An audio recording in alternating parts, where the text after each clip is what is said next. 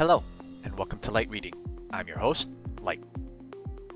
These update videos go over my impressions of manhwa and manga that I have been reading recently.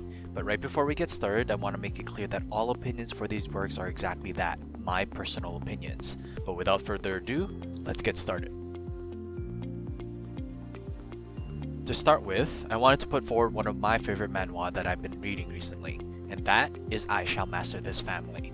It's an ongoing regression story with an emphasis on familial bonds.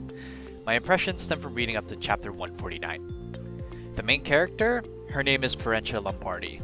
She's a member of the collapsed Lombardi merchant family.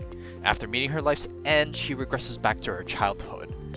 Finding this to be an opportunity, however, Florentia vows to become the matriarch to save her family from the future that she lived. She uses everything at her disposal to solidify her foundations as a child and ensures her position for the future. The story gets a 9 out of 10. Florentia is a strong character that uses her future knowledge to set her foundations quite appropriately, and it honestly gives a lot of depth to the character, and it means her motivations are quite clear. The characters, as you can kind of see as well, is also a 9 out of 10. Each other character fills the role well, both ally and enemy. There's quite a few that I actually quite hate. The art rounds it out by also being a 9 out of 10. As you can see, the art is not very harsh and is actually quite pleasing to the eye. If you're a fan of regression stories, strong female protagonists, some light romance, and the importance of differentiating friend from foe, family, or not, I Shall Master This Family would be one for you to pick up. In addition, for people who want to get into the regression style stories or just want to give manhwas a try, I Shall Master This Family is a good one to look at due to its current length and also straightforward storytelling. Our next manhwa to go over is another one that I personally think is quite good, and that is Trash to the Count's Family. It's an ongoing reincarnation story that has quite an amusing main character. For this work, I've read up to chapter 126.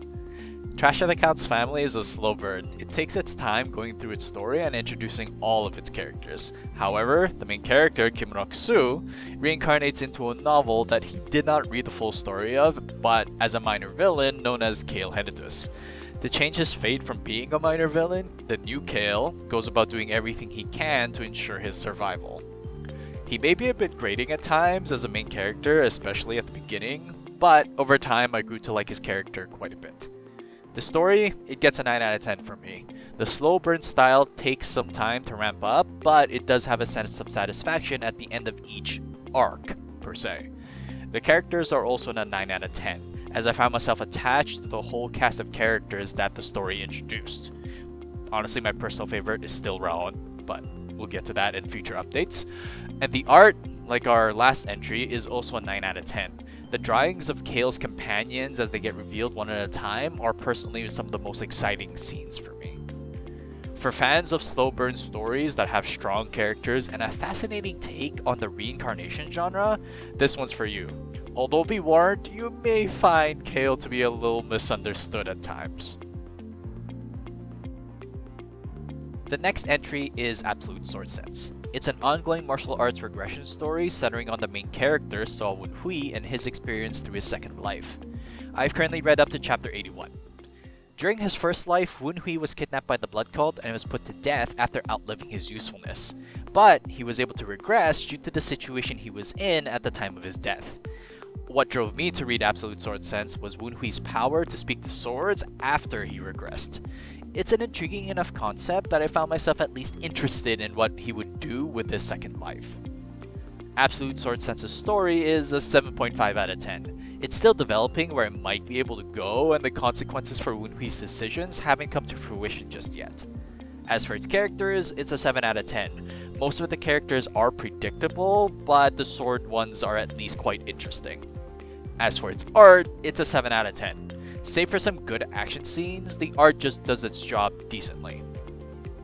If you're a fan of the martial arts or modern type of manhwa with a slight twist of the main character's ability to talk to swords, this one would be worth considering taking a look. Our next manhwa is Mystic Musketeer. It is also known as Arcane Sniper. It's an ongoing game story that focuses on the main character Haliha's progress within the game. My impressions stem from reading up to chapter 143. Lee-ha is a paraplegic ex-sniper for the military who became depressed after losing the ability to walk from an accident. Because of this, his family encourages him to play the game Middle-earth to have him move forward with his life. Lee-ha proceeds to receive, however, a class that he did not want due to an amusing technical issue. However, he slowly grows within the game and begins to influence the game world of Middle-earth as he plays. The story gets a 7 out of 10. It's a straightforward story with the main character's power gain always within reach, and the perspective of the sniping class is actually quite interesting. The characters, however, are a 6 out of 10. They're quite simplistic and their motivations are not hidden at all. The art, however, it gets an 8 out of 10. The drawing of the sniping scenes are what pulled me into reading Mystic Musketeer, and it still continues to do so. So for fans of the game and action genre, straightforward growth with a unique perspective of sniping gameplay, Mystic Musketeer is a pickup for you. The last manhwa I wanted to bring forward is one of my favorites of all time. It puts forward an atmosphere of action and seriousness, but it does so in a very amusing fashion. This manhwa is The Greatest Estate Developer. It's a reincarnation into a novel story that I've read up to chapter 134 on. The Greatest Estate Developer has our main character, Kim Soo-ho, reincarnate into a novel that he was reading, but as a side character known as Lloyd Frontera. Lloyd's background in the story, however, is that of a lazy noble who's always drinking and whose family is in dire debt.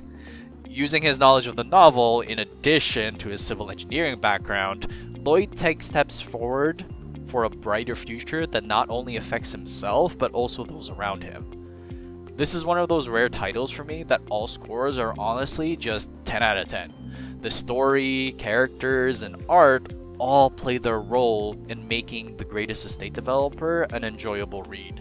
It takes a serious story with characters who have their own motivation and puts a type of art, and when you read it you know what I would mean by art, that completely negates any serious situation that the characters find themselves in. In all honesty, it doesn't matter if you're a fan of the reincarnation genre or not. The Greatest Estate Developer will not disappoint those just looking for a good time reading a story. Give The Greatest Estate Developer a try. You won't regret it. Thanks so much for watching. Please like and subscribe if you enjoy the content. Write in the comment section below what manhwa and manga you've been reading, and I might just take a look. Till next time, however, have a good read.